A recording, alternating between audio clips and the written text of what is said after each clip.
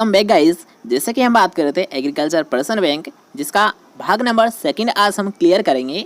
अगर आपने इस सीरीज़ का भाग फर्स्ट नहीं देखा है और अगर आप देखना चाहते हो तो उसकी लिंक आपको आई बटन या फिर डिस्क्रिप्शन मिल जाएगी, वहाँ से आप चेकआउट कर सकते हो। इसके साथ साथ याद रखिएगा वीडियो को एक बार पूरा ज़रूर देख ले, जिससे कि आपके जितने भी यहाँ पर क्वेश्चंस आपको कराए जाएंगे वो वीडियो के साथ ही कवर हो जाएंगे। ठीक है, तो चलिए फिर आज की क्लास को स्टार्ट करते हैं। इसके साथ साथ अगर आपने चैनल को सब्सक्राइब नहीं किया है और आप एग्रीकल्चर रिलेटेड डेली वीडियोस पाना चाहते हो तो जल्दी से जाइए चैनल को सब्सक्राइब कीजिए और पास का बेल आइकन आएगा, इसे ऑल पर ज़रूर दबा दें, जिससे जब भी हमारी कोई क्लास लगेगी वो आपको नोट के साथ साथ मिलती रहेगी। ठीक है, तो चलिए फिर आज की क्लास को स्टार्ट करते हैं। आज कुछ नया सीख लेते हैं। तो आज का हमारा फर्स्ट क्वेश्चन है और जिसमें आपसे पूछा गया है कि अम्लीय मृदाओं को क्या डालकर सुधारा जा सकता है। अब यहाँ पर थोड़ा सा ध्यान से समझने की कोशिश करना। एक पूछा जाता है आपसे अम्लीय मृदाओं के बारे में, एक आपसे पूछा जाता है क्षारीय मृदाओं के बारे में। तो यहाँ पर याद रखिएगा, दोनों को आपको याद रखना है, दोनों ही कॉमन क्वेश्चन है और याद रखिएगा मोस्ट इंपॉर्टेंट क्वेश्चन है। ठीक है, तो अम्लीय मृदाओं को जो सुधार किया था ये किया है चूने के द्वारा, और जो क्षारीय मृदाई है इनका जो सुधार किया था ये किया है याद रखिएगा जिप्सम के द्वारा। ठीक है, कॉमन क्वेश्चन है, आप सभी को वैसे पता होगा तो कोई दिक्कत नहीं है। आप इसे एक बार ज़रूर नोट कर ले कि क्षारीय मृदाओं का सुधार जिप्सम के द्वारा और अम्लीय मृदाओं का सुधार चूने के द्वारा किया जाता है। नेक्स्ट क्वेश्चन की हम बात करेंगे, जिसमें आपसे पूछा गया है कि निम्न में से किस राज्य में वायु द्वारा मृदा क्षरण सबसे कम होता है। क्या पूछा गया है कि ऐसा कौन सा राज्य है जहाँ पर जो मृदा क्षरण है ये सबसे कम होता है? राजस्थान में, पंजाब में, गुजरात में या फिर हिमाचल प्रदेश में? तो अब यहाँ पर याद रखिएगा आपसे क्या पूछा गया है, ऐसा कौन सा राज्य है जहाँ पर सबसे कम होता है? तो वो याद रखिएगा, आपको नाम से ही स्पष्ट हो रहा होगा कि हिमाचल प्रदेश में सबसे कम होता है। क्यों? क्योंकि नाम से हम जान चुके हैं कि हिम मतलब बर्फ, और अगर मान लीजिए कोई ऐसा स्थान है जहाँ पर बर्फ जमी हुई है तो वहाँ पर वायु क्षरण जैसी तो कोई प्रॉब्लम नहीं आएगी। मतलब वायु के द्वारा जो क्षरण होता है वैसी तो कोई प्रॉब्लम नहीं आएगी। क्यों? क्योंकि वहाँ पर तो वैसे ही जमी हुई है, तो वायु का तो कोई इफेक्ट होने वाला नहीं है। इसके विपरीत अगर हम बात करते हैं जैसे कि राजस्थान, तो आपको ये पता होना चाहिए कि याद रखिएगा राजस्थान का जो 60% हिस्सा है ये क्या है, रेगिस्तानी है, मतलब रेतीली भूमि है। और अगर मान लीजिए रेतीली जो ज़मीन है या फिर भूमि है वहाँ पर अगर वायु चलती है तो उससे क्या होगा, तो रेत तो उड़ेगी, मतलब वहाँ पर क्षरण होगा। तो इससे क्या होता है, याद रखिए ये डबल होता है। मतलब सबसे कम की अगर हम बात करते हैं तो सबसे कम होता है हिमाचल प्रदेश में और सबसे ज़्यादा कहाँ पर होता है, राजस्थान में होता है। ठीक है, दोनों को आप याद रखें, दोनों को आपको अच्छे से समझा दिया गया है। फिर भी वो कई डाउट आता है तब कमेंट सेक्शन में हमसे पूछ सकते हो। नेक्स्ट क्वेश्चन की हम बात करेंगे, जिसमें आपसे पूछा गया है कि निम्न में से किस जैव उर्वरक को दलहनी फसलों में नाइट्रोजन स्थिरीकरण के लिए उपयोग कर सकते हैं? क्या पूछा गया है, याद रखिएगा नाइट्रोजन स्थिरीकरण के लिए कौन से जीवाणु को प्रयोग में लिया जाता है? किन फसलों के लिए? दलहनी फसलों के लिए, मतलब लेगुमिनेसी फसलों के लिए। तो सबसे पहले आप यहाँ पर ऑप्शंस देख सकते हो कि Azotobacter, Azospirillum, blue green algae या फिर राइजोबियम। तो हमने किसान में क्या जाना कि जो लेगुमिनेसी फसलें होती है, जो लेगुमिनेसी फसलें होती है तो उनमें किसका प्रयोग किया था, याद रखिएगा नाइट्रोजन फिक्सेशन करने के लिए वो किया था, याद रखिएगा राइजोबियम नामक जीवाणु का प्रयोग किया जाता है।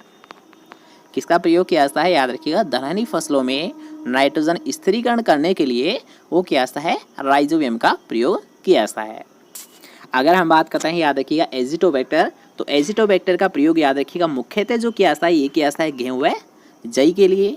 अगर हम बात करते हैं एजोस्पाइरिलम, तो एजोस्पाइरिलम का जो सामान्यतः जो प्रयोग किया जाता है वो किया जाता है, याद रखिएगा मक्का और ज्वार के लिए। एजोस्पाइरिलम का जो प्रयोग किया जाता है सामान्यतः है वो किया जाता है मक्का और ज्वार के लिए। एजिटोबैक्टर का जो प्रयोग किया जाता है ये किया जाता है गेहूं हुआ, जौ हुआ और जई के लिए। और आप सभी को ये तो पता होगा कि जो नील हरित शैवाल है, मतलब ब्लू ग्रीन एल्गी या फिर एजोला, तो इन दोनों का याद रखिएगा जो सबसे ज़्यादा प्रयोग किया जाता है ये किस फसल में किया जाता है, याद रखिएगा ये किया जाता है चावल फसल में किया जाता है। ठीक है, चारों पॉइंट आपको क्लियर हो चुके हैं कि राइजोबियम का प्रयोग लेगुमिनेसी के लिए, एजिटोबैक्टर का प्रयोग गेहूं और जौ या जई के लिए, एजोस्पाइरिलम का प्रयोग मक्का और ज्वार के लिए, और ब्लू ग्रीन एल्गी या एजोला का प्रयोग धान फसल के लिए किया जाता है। ठीक है, नेक्स्ट क्वेश्चन की हम बात करेंगे, जिसमें आपसे पूछा गया है कि कच्चे अस्थिर चूर्ण में अधिक मात्रा में कौन सा तत्व पाया जाता है, नाइट्रोजन, फास्फोरस, तांबा या फिर लोहा? तो याद रखिएगा, अगर हम बात करते हैं हड्डी, तो हड्डी में तो फास्फोरस पाया जाता है।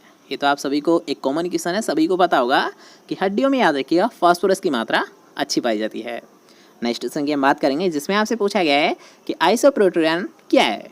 एक कीटनाशी है, एक फफूंदीनाशी है, एक खरपतवारनाशी है, फिर एक चूहानाशी है। आपको क्या लगता है कि जो आइसोप्रोटोरियन होता है ये क्या होता है? कीटनाशक, फफूंदीनाशक, खरपतवारनाशी या फिर चूहानाशक? तो याद रखिएगा, आइसोप्रोटोरियन है ये होता है एक प्रकार का खरपतवारनाशी होता है, मतलब वीडीसाइड होता है। क्या होता है? याद रखिएगा, आइसोप्रोटोरियन ये होता है एक प्रकार का वीडीसाइड होता है। नेक्स्ट क्वेश्चन की हम बात करेंगे, जिसमें आपसे पूछा गया है कि निम्नलिखित में से किस फसल को दूसरी फसलों की अपेक्षा कम पानी की आवश्यकता होती है। यहाँ पर बस आपको क्या याद रखना है कि यहाँ पर जितने भी जो आपको फसलें दी गई है, गेहूँ हुआ, जौ हुआ, गन्ना हुआ या फिर आलू हुआ, तो इनमें से सबसे कम पानी की आवश्यकता किसे होती है? या फिर दूसरे शब्दों में अगर आप समझना चाहो तो सबसे कम जल मांग किसकी होती है, ये आपको पहचानना है। आलू की होती है, गन्ने की होती है, गेहूं की होती है, फिर चने की होती है। सबसे कम जल मांग किसकी होती है? तो यहाँ पर याद रखिएगा, जितने भी ऑप्शंस है इनमें से जो चना होता है इसकी सबसे कम जल मांग होती है। ठीक है, तो इसका राइट आंसर भी क्या होगा? सेकंड ऑप्शन ही रहेगा। नेक्स्ट क्वेश्चन की हम बात करेंगे, जो कि काफ़ी एक अच्छा क्वेश्चन है, एक याद रखिएगा इंपॉर्टेंट क्वेश्चन है। क्यों? क्योंकि याद रखिए ये क्वेश्चन आपको कई बार एग्जाम में पूछा जा चुका है। ठीक है, तो इसे आप ज़रूर नोट कर ले। तो अब यहाँ पर आपसे क्वेश्चन क्या पूछा गया है कि सामान्यतः फव्वारा सिंचाई पद्धति में उपयोग में आने वाले पाइप की लंबाई कितनी होती है? 2 मीटर, 6 मीटर, 12 मीटर या फिर 20 मीटर? तो यहाँ पर आपसे क्या पूछा गया, फव्वारा सिंचाई में जो हम पाइप का यूज़ करते हैं उसकी लंबाई कितनी होती है? ठीक है, तो याद रखिएगा, जो हम फव्वारा विधि लेते हैं या फिर स्प्रिंकलर जो हम सिंचाई करते हैं, इसमें जो पाइप की लंबाई होती है ये सामान्यतः याद रखिएगा 6 मीटर रखी जाती है। कितने मीटर रखी जाती है? 6 मीटर रखी जाती है।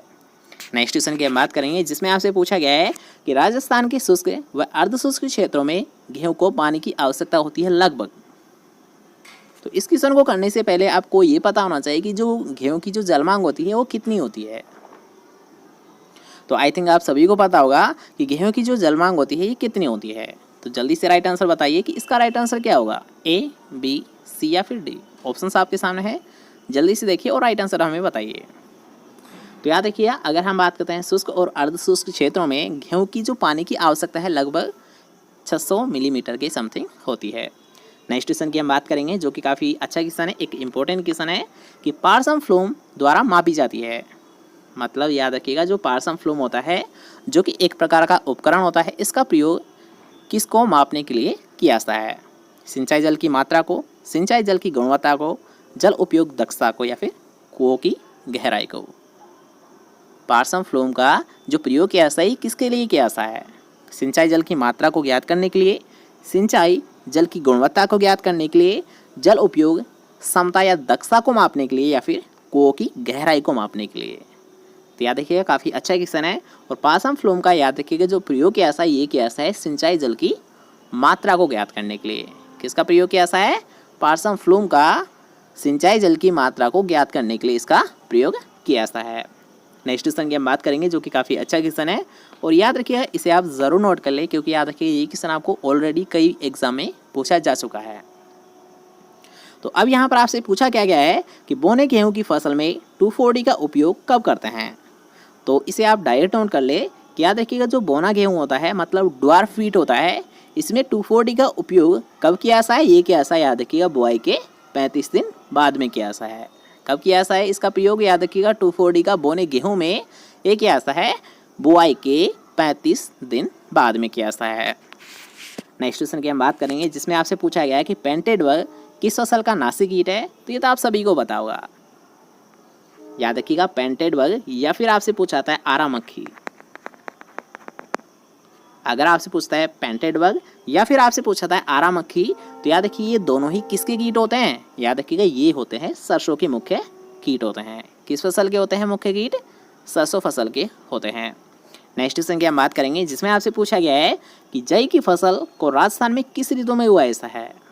जई की फसल को राजस्थान में किस ऋतु या किस सीजन में उगाया जाता है? तो ये तो आप सभी को पता होगा कि चाहे आप बात करो गेहूं की, चाहे आप बात करो जौ की, चाहे आप बात करो जई की, तो ये सभी याद रखिएगा किस ऋतु में उगाई जाती है, याद रखिएगा ये उगाई जाती है रबी में। जई फसल को किस ऋतु में लिया जाता है, याद रखिएगा रबी फसल में लिया जाता है। ठीक है, नेक्स्ट क्वेश्चन की हम बात करेंगे जिसमें आपसे पूछा गया है कि 100 किलोग्राम सरसों से कितना तेल प्राप्त किया जा सकता है। क्या पूछा गया है कि 100 किलोग्राम अगर आपके पास सरसों है तो उससे आप कितना तेल प्राप्त कर सकते हो, 25 किलोग्राम, 33 किलोग्राम, 16 किलोग्राम, फिर 53 किलोग्राम। आपको क्या लगता है, आपका राइट आंसर क्या होगा, जल्दी से कमेंट सेक्शन में बताइए कि 100 किलोग्राम सरसों से कितना तेल प्राप्त किया जा सकता है। तो याद रखिए ये प्राप्त किया जाता है 33 किलोग्राम, मतलब 33 किलोग्राम 100 किलोग्राम सरसों से तेल प्राप्त किया जा सकता है। नेक्स्ट क्वेश्चन की हम बात करेंगे जो कि काफ़ी अच्छा क्वेश्चन है, और यहाँ जो बैकग्राउंड नॉइस आ रही है इसे थोड़ा सा इग्नोर करना। ठीक है, अब क्लास को तो हम स्टॉप कर नहीं सकते और उनका टाइम हो चुका है, तो वो उनका काम कर रहा है, अपन अपने काम करते हैं। ठीक है, तो इसलिए बैकग्राउंड नॉइस को आप इग्नोर करें। आते हैं हमारे क्वेश्चन पर। इसमें आपसे पूछा गया है कि RSC 888 किसकी उन्नत वेराइटी है। याद रखिएगा अच्छा क्वेश्चन है, अच्छी वेराइटी है, क्योंकि याद रखिए इसको भी आपको देखने को मिल जाता है, या फिर ये जो वेराइटी है ये आपको एग्जाम में देखने को मिल जाती है। तो बस आपको यहाँ पर यह याद रखना है कि RSC 888 जो वेराइटी होती है ये किसकी होती है, याद रखिएगा ये होती है चने की वेराइटी होती है। किसकी होती है, चने की वेराइटी होती है। नेक्स्ट क्वेश्चन की हम बात करेंगे जिसमें आपसे पूछा गया है कि किस फल के पौधों में परागण आदमी द्वारा किया जाता है। याद रखिएगा ऐसा कौन सा फल है जिसमें जो पोलिनेशन की क्रिया है, जो पोलिनेशन की क्रिया है, जो परागण की क्रिया है, ये किसके द्वारा की जाती है। याद रखिएगा ये की जाती है आदमी के द्वारा, मतलब मानव के द्वारा की जाती है।